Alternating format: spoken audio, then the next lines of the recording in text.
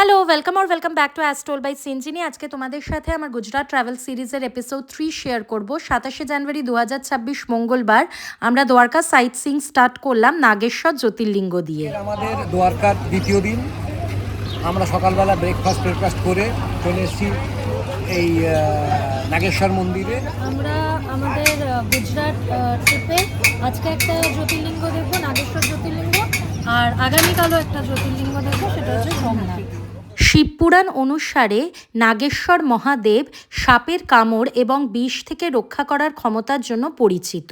এই অনন্য মন্দিরে রয়েছে একটি স্বয়ম্ভু লিঙ্গ যা দক্ষিণমুখী এবং একটি বিশাল শিব মূর্তি যা আধ্যাত্মিক সান্ত্বনা এবং নেতিবাচকতা থেকে সুরক্ষার জন্য তীর্থযাত্রীদের আকর্ষণ করে।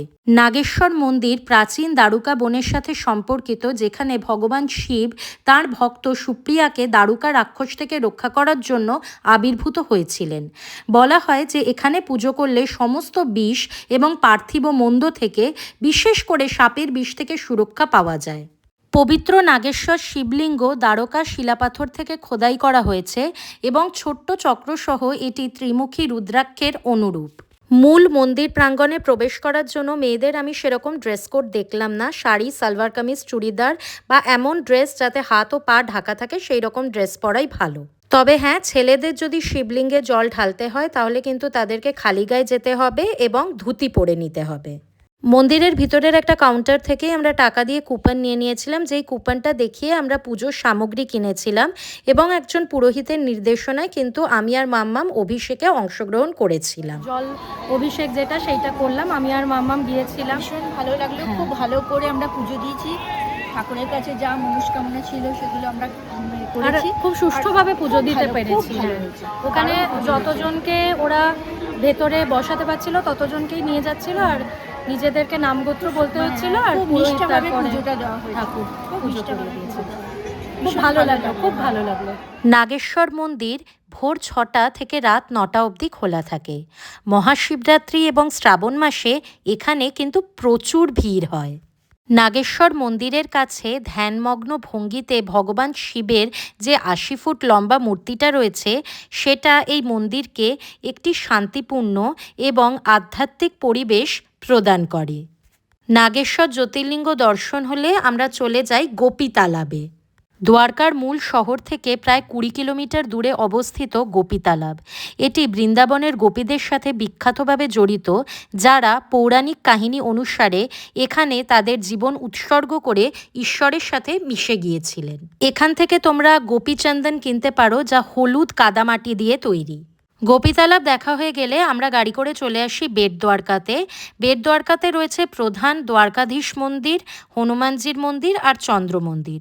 তবে এইসব মন্দিরগুলো কিন্তু আমরা গাড়ি করে দেখিনি, গাড়ি পার্কিংয়ে রেখে আমরা একটা অটো রিজার্ভ করে নিয়েছিলাম। বেট দ্বারকার দ্বারকাধীশ মন্দির 500 বছরের পুরনো একটি পবিত্র মন্দির, যেটিকে ভগবান শ্রীকৃষ্ণের আদি নিবাস বলে বিশ্বাস করা হয়। এই মন্দিরের ভেতরে ফটোগ্রাফি বা ভিডিওগ্রাফি অ্যালাউড ছিল না। এরপর আমরা চলে আসলাম হনুমান দণ্ডী মন্দিরে, যেটা বেট দ্বারকার দ্বারকাধীশ মন্দির থেকে ঠিক 5 কিলোমিটার দূরে অবস্থিত। এখানে হনুমানজির সাথে তার পুত্র মকরধ্বজকেও পুজো করা হয়।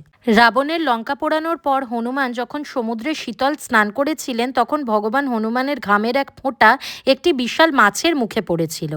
ঘাম খেয়ে মাছটি গর্ভবতী হয়ে পড়ে এবং পরে বানরের মাথা এবং মাছের শরীর বিশিষ্ট একটি প্রাণীর জন্ম দেয়। মকরধ্বজের শক্তিতে মুগ্ধ হয়ে অহিরাবণ মকরধ্বজকে পাতালে রাক্ষস রাজা বানিয়েছিলেন।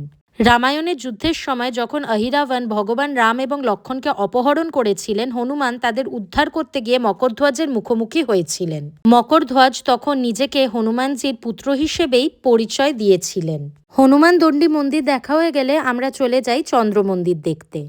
এবারে চলো তোমাদেরকে বেট দ্বারকার গল্প বলি। ভগবান শ্রীকৃষ্ণ প্রথমে যদু বংশের সদস্যদের বেট দ্বারকাতেই নিয়ে এসেছিলেন এবং তারপর তারা দ্বারকার যে নগরটা সেটা তৈরি করেন। বেট দ্বারকা ছিল সমুদ্র ও পাহাড় দ্বারা সুরক্ষিত যদুদের প্রশাসনিক রাজধানী। বেট দ্বারকার ইতিহাস কিন্তু 5000 বছরেরও বেশি। মহাভারতে বেট দ্বারকাকে অন্তর্দ্বীপ হিসেবে উল্লেখ করা হয়েছে, যেখানে যদুদের নৌকায় ভ্রমণ করতে হতো। ভগবান শ্রীকৃষ্ণের ছোটবেলার বন্ধু সুদামা বেটদ্বারকাতেই শ্রীকৃষ্ণের সাথে দেখা করতে এসেছিলেন। এখানে তিনি কৃষ্ণকে 4 মুঠো ভাত উপহার দিয়েছিলেন, তাই এই জায়গার নাম হয়েছিল ভেট দ্বারকা। ভেট মানে উপহার। পরে এই জায়গাটার নাম বেট দ্বারকা হয়ে যায়, কারণ কি বেট মানে আইল্যান্ড বা দ্বীপও বোঝায়। বেট দ্বারকার 3টে মন্দির অটো করে দেখে নেওয়ার পর আমরা চলে আসি সুদর্শন সেতু দেখতে। সুদর্শন সেতু একটা কেবল স্টেড ব্রিজ, যেটা বেট দ্বারকা আইল্যান্ডকে গালফ অফ কচ্ছ আর ওখার সাথে কানেক্ট করে। 2016 সালে union transport minister Nitin Gadkari এই সুদর্শন সেতুর কনস্ট্রাকশন অ্যাপ্রুভ করেন। 7ই অক্টোবর 2017 সালে প্রধানমন্ত্রী নরেন্দ্র মোদী এই সেতুটির ভিত্তিপ্রস্তর স্থাপন করেন। সুদর্শন সেতু তৈরি করতে টোটাল 979 ক্রোড়স টাকা খরচা হয়েছিল। এই ব্রিজটার ইনগরেশনও প্রাইম মিনিস্টার নরেন্দ্র মোদীজিই করেন 2024 সালের 25শে ফেব্রুয়ারি। এই সুদর্শন সেতু কিন্তু খুবই ইউজফুল বেট দ্বারকাতে বসবাসকারী প্রায় 8500 জন মানুষের জন্য, এছাড়াও যে সমস্ত ট্যুরিস্টস বেট দ্বারকার মন্দিরগুলো ভিজিট করতে আসে তাদের জন্য। সুদর্শন সেতুর টোটাল লেন্থ হলো 7612 ফিট। আমরা আজকে এসেছিলাম বেট দ্বারকাতে, আর এখন আমরা দাঁড়িয়ে আছি বেট দ্বারকার ফেমাস ব্রিজে।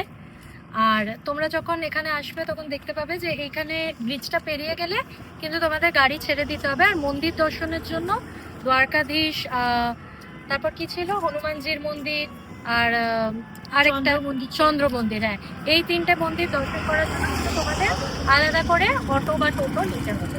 তো আমাদের মন্দির দর্শন হয়ে গেছে, এখন আমরা এই ব্রিজে দাঁড়িয়ে, খুব সুন্দর ব্রিজটা, তো এখানে দাঁড়িয়ে ফটোস তুলছি, রিলস বানাচ্ছি। এই সুদর্শন সেতু ঘুরে দেখার পর আমরা হোটেলে চলে এসেছিলাম। তারপর বিকেলে আবার বেরিয়েছিলাম রুক্মিণী মন্দির দেখার জন্য। দ্বারকার রুক্মিণী মন্দির 2500 বছরের পুরনো একটি মন্দির, যা ভগবান শ্রীকৃষ্ণের প্রধান রানী রুক্মিণীকে ডেডিকেটেড। ভগবান শ্রীকৃষ্ণ দুর্বাসা মুনিকে দ্বারকাতে নিমন্ত্রণ করেছিলেন। তীব্র মেজাজের জন্য পরিচিত ঋষি দুর্বাসা বলেন যে আমি তবেই দ্বারকায় যাব যদি শ্রীকৃষ্ণ এবং রুক্মিণী ব্যক্তিগতভাবে তাঁর রথ টানেন। ভ্রমণের সময় রুক্মিণীর খুব তেষ্টা পেয়েছিল এবং তিনি জল চেয়েছিলেন। তখন শ্রীকৃষ্ণ সেই স্থানে গঙ্গা নদী সৃষ্টি করেছিলেন। রুক্মিণী আগে নিজে জল খেয়ে নিয়েছিলেন, ঋষিকে জল দেননি, তাই দুর্বাসা মুনি খুব রেগে গিয়েছিলেন। তিনি অপমানিত বোধ করেছিলেন এবং রুক্মিণীকে তার স্বামী কৃষ্ণের থেকে আলাদা থাকার জন্য অভিশাপ দিয়েছিলেন। তাই কিন্তু রুক্মিণী মন্দির দ্বারকার দ্বারকাধীশ মন্দির থেকে 2 কিলোমিটার দূরে অবস্থিত। যেহেতু এই জলের জন্য এত ঘটনা ঘটে গেছিল, তাই যেন তো রুক্মিণী মন্দিরে মিষ্টি জলই প্রসাদ হিসেবে দেওয়া হয়। রুক্মিণী মন্দির থেকে আমরা চলে আসি ভদকেশ্বর মহাদেব মন্দিরে। এটি একটি প্রাচীন 5000 বছরের পুরনো শিব মন্দির, যা দ্বারকার পশ্চিম প্রান্তে অ্যারেবিয়ান সির একটি ছোট পাথুরে টিলায় সার্কিট হাউসের কাছে অবস্থিত। জোয়ারের সময় সমুদ্রের জল ভিত্তির চারপাশে ছুটে আসে, আর যখন প্রচণ্ড বৃষ্টি হয় তখন স্থানীয়রা মনে করেন যে প্রকৃতি নিজেই শিবলিঙ্গের অভিষেক করছেন। সমুদ্রের ধারে মহাদেবের দর্শন করার জন্য, জোয়ারের পরিবর্তন দেখার জন্য, আর শহরের কোলাহল থেকে দূরে শান্ত সূর্যাস্ত উপভোগ করার জন্য লোকেরা এখানে আসে। ভদকেশ্বর মহাদেব মন্দির সকাল 6টা থেকে সন্ধ্যে 7টা পর্যন্ত খোলা থাকে, আর মহাশিবরাত্রির সময় এখানে কিন্তু বিশেষ মেলার আয়োজন হয়। ভদকেশ্বর মহাদেব মন্দির আর দ্বারকা বিচই ছিল আমাদের দ্বারকা সাইটসিংয়ের লাস্ট স্পট।